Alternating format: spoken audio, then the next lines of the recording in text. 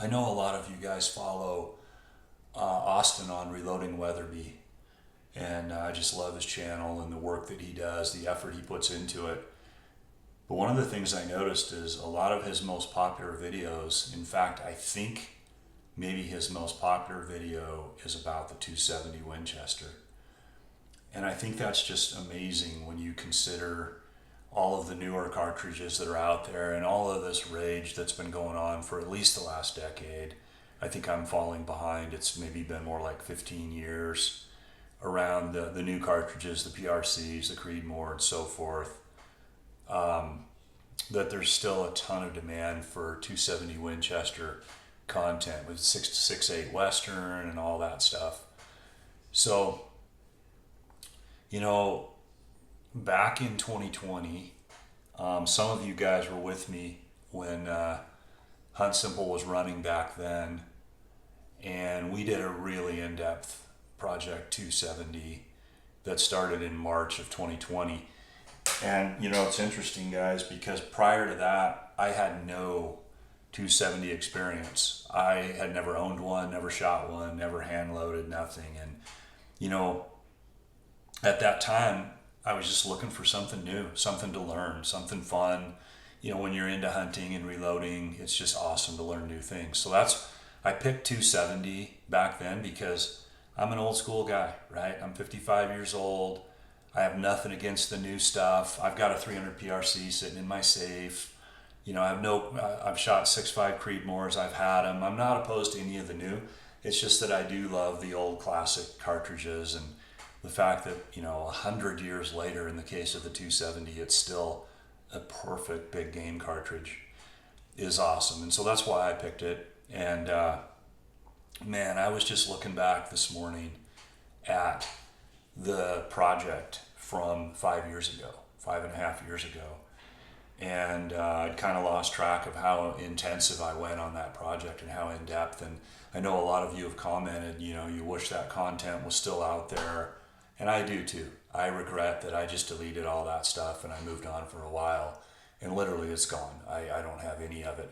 However, I do have all of my raw data, and I'm looking at it in front of me right here in my reloading notebook. And I put together a summary here, and I thought we'd walk through it and kind of see where that project went and where it ended, and then maybe talk about what's in the future. Because you guys have all, as I've asked what you're interested in, Project 270 2.0 comes up a lot. There's a lot of interest in that, and there's so much 270 content on YouTube and on the internet that I doubt I'm doing anything new. In fact, I know I'm not doing anything new. I also know that I'm, far from as, I don't know what you want to call it, as good or as intelligent as a lot of the reloading and shooting content on YouTube. They're so much more in-depth and talented and detailed than I am. But it seems like there's some interest in my take on the 270 in a 2.0 series, which is cool, if that's where we end up going. But let's review this a little bit. So I just put this summary together. My initial goals when I set up that project were to retain 1,500 foot-pounds at 400 yards. You got to remember, I set these goals before I knew anything about the cartridge, right? That was a goal because I consider 1,500 foot-pounds, pound-feet, however you want to say it, an elk minimum. And so I try to be there at the furthest range I would shoot an elk at, and for me that's 400. And I've never actually shot one that far. The furthest I believe is 368, and that was with a 308. I wanted, if I'm 0.3 inches high at 100, I wanted to be no more than 15 inches low at 400. And why is that? Because I don't hunt with bullet drop compensator reticles or anything like that. I just have a fixed reticle. And if I'm 3 high at 100 and 15 low at 400, I can easily just hunt with holdover, especially on elk-sized targets. I would just put the horizontal crosshair on an elk's back at 400, and the bullets would just be slamming into the vitals all day long. And I've killed quite a few elk that way with just a fixed reticle in my, no BDC, just a Plex reticle. And then I also wanted acceptable bullet performance across the range of impact velocities that you would have there from 0 to 400. And because of the velocities of the 270, that's not hard to achieve at all. So those were some initial goals. Back in 2020, Reloader 26 was all the rage. It was kind of, honestly, I think it was somewhat new to the hand loader space. I'm sure it had been out for a while, but it was just catching on, and it was really hard to find. I remember finding a pound and I got all excited, and then I found an 8-pound jug and snapped it up like it was, that we were running out of food and it was a bucket of rice. I just was like, yeah, we got to have this. So Reloader 26 was all the rage, and it was especially the rage in the 270 because it appeared to give it, incredible performance in terms of velocity. We'll get into that in a minute. So I did have a bunch of different powders at the time, but I did have some Reloader 26 that we used on the project. I tried 5 different rifles as we were running this project. I had a Savage 110. It was a used one I picked up, actually. It was an older one, not that old, probably less than 10 years old, 22-inch barrel. I had a Remington 700 SPS that had a 24-inch barrel. A Tikka T3X Super Light, which I think they're 22.3. They're just over 22 inches. I had a Savage 110 Lightweight Storm, which is a compact, really lightweight rifle from Savage, the newer generation of their 110. It's a 20-inch barrel. And then I had a Winchester Model 70 Extreme Weather, and that was such a nice rifle. Heavy for carrying in the mountains, but just an incredible rifle. 22-inch barrel on that, and these were all 1 in 10 twist. Honestly, in 2020, other than custom, I don't think you could get anything different than 1 in 10 in any factory production 270 Winchester. If there was one, it would have been a one-off, crazy thing that hardly any existed. I was looking in my notes this morning. I tried 42 different loads for this project. I may have used other powders, but I think these were the majority of the time I was using these powders. I won't list them all off. You guys can read as we're going along here. And we tried bullet weights from 100 to 160.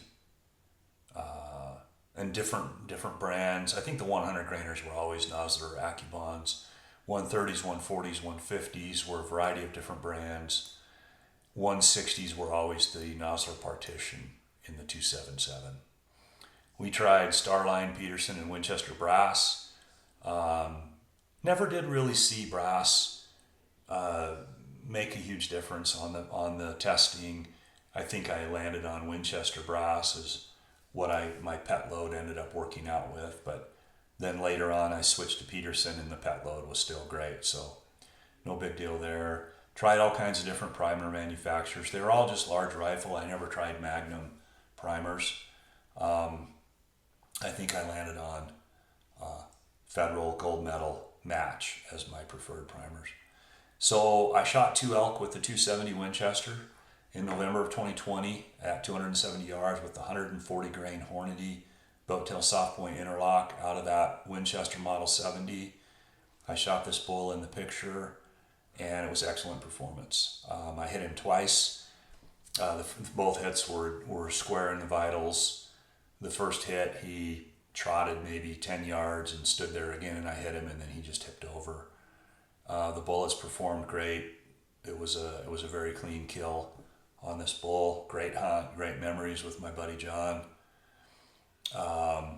Then in November of 2022, 268 yards, ironically very close to the same distance, I shot this bull, same load, 140 grain Hornady. This time though it was out of a T3X Super Light. Great performance. This bull was quartering away, hit him right behind the shoulder. He stood there and he turned and I hit him again, and then he just fell right there. So he never took a step once he was hit.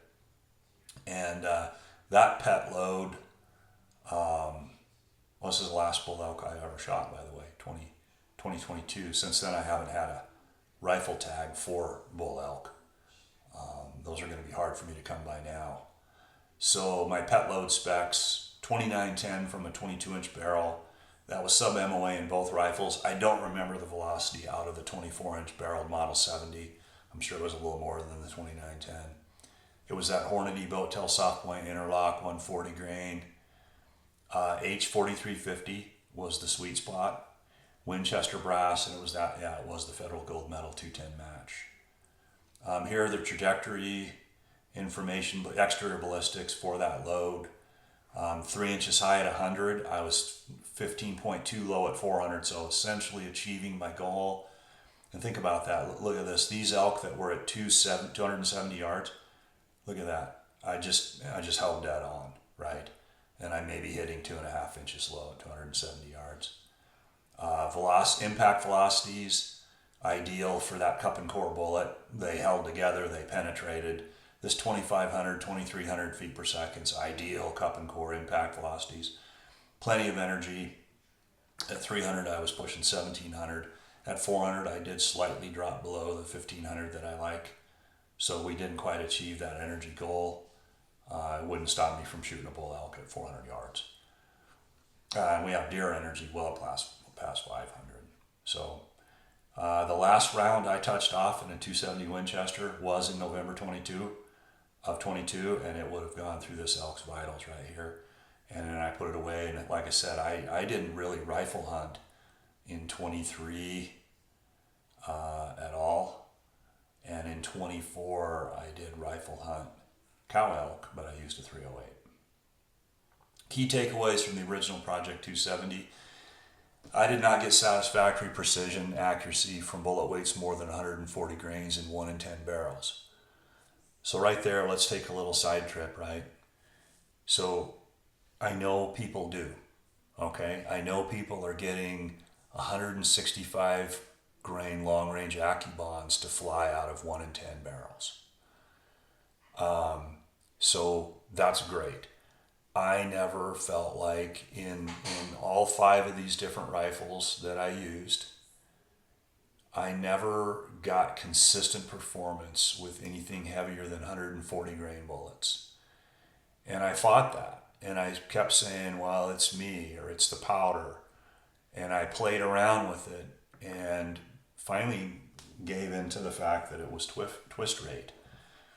And I'm shooting at 5,000 feet, guys, and I know elevation helps with stability, but for me it was still very inconsistent. So that's why I landed on 140 grain bullet as my preferred load. I could never consistently get 150s to be accurate in a variety of different combinations. So that's just my experience. I know others have different, but I also know there's a lot of guys out there who kind of support what happened to me, and they're like, you're just not consistently going to get 150 and up to be ideal in 1 in 10 twist barrels.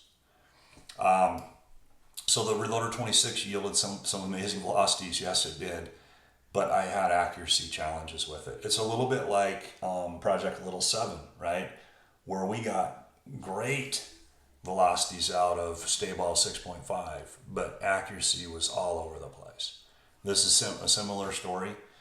With Reloader 26, I had a couple loads pushing 3,100 in a 24-inch barrel, okay, with 150s. With 160s, I was 2930, 2950 out of the 270 with Reloader 26.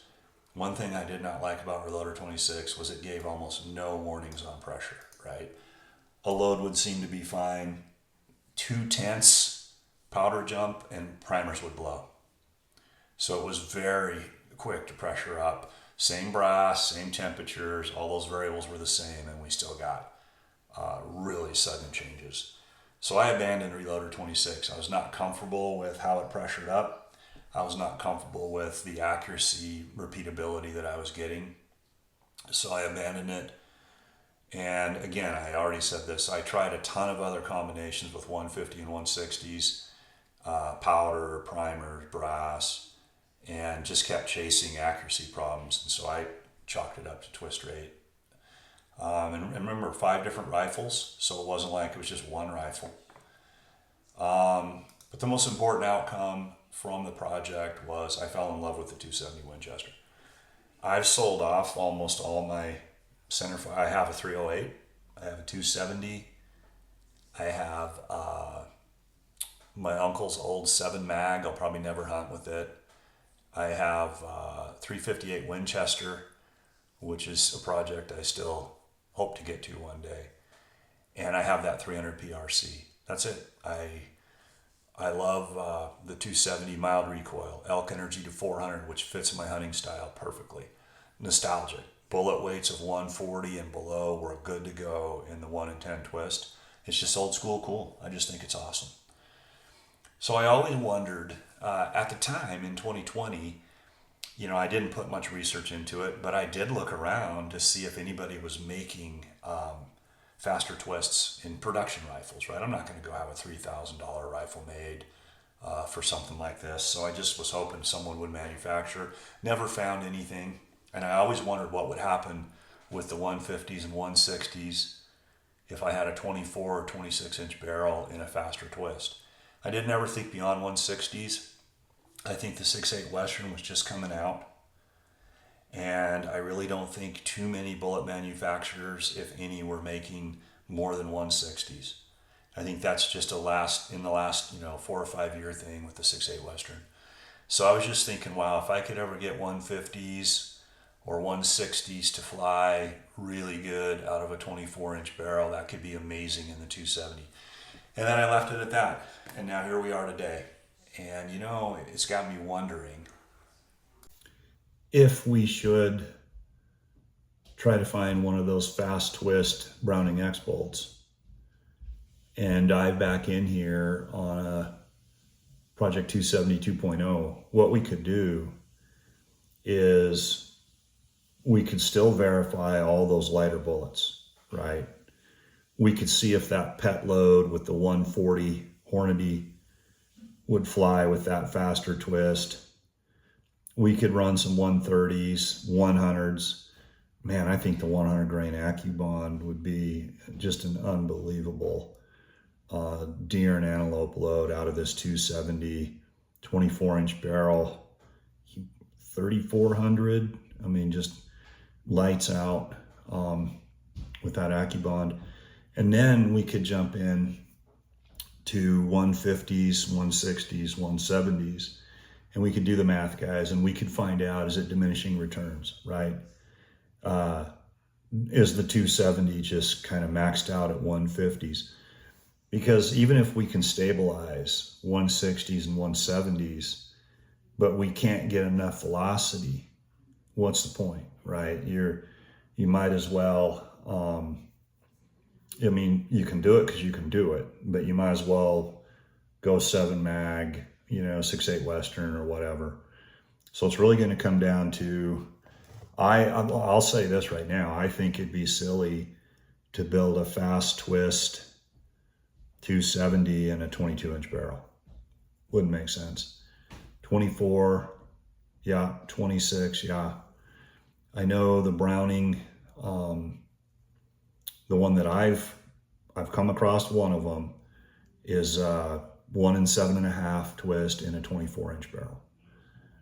And they're hard to find, guys. They've been out of production now for a while. Browning made a very short run of those.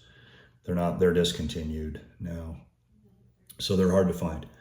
And maybe they discontinued them because it's a bust, right? I mean, maybe it doesn't make any sense. And some of you've already commented that on that post I put up where I asked, would that fast twist be interesting? Like I would expect from a great group of guys like you. You're like, yeah, but is it really going to do it? Are we gaining anything from that? Yeah, you can maybe stabilize 170s, but if you're only getting 2,600 feet per second, that's not necessarily going to be great. So, that's kind of where I'm headed. If I'm going to do a 2.0, Project 270 2.0, we'd want to verify the lighter bullets, and then we'd want to spend our time on those heavy bullets, see what we can get. Just be patient with it, not draw any conclusions, get what we get, then do the math and find out, is it diminishing returns or does it make sense? All right, guys, who knows? Trying to evaluate my time and, could I put the time into it that you all deserve and do it right? I want to make sure that that's key to me before anything. Can I get one of those rifles and procure it? Like I said, they're hard to find. So those are all variables. I have all my components still. I have everything brass. a ton of 277 bullets all the way up to 160s. I'd have to get some of the heavier ones. I think the 170 grain Nosler ballistic tip intrigued me the most. I think that would be really cool to see in a fast twist 270 Winchester. So, all right, enough rambling, guys. Be curious about your comments and appreciate you like always.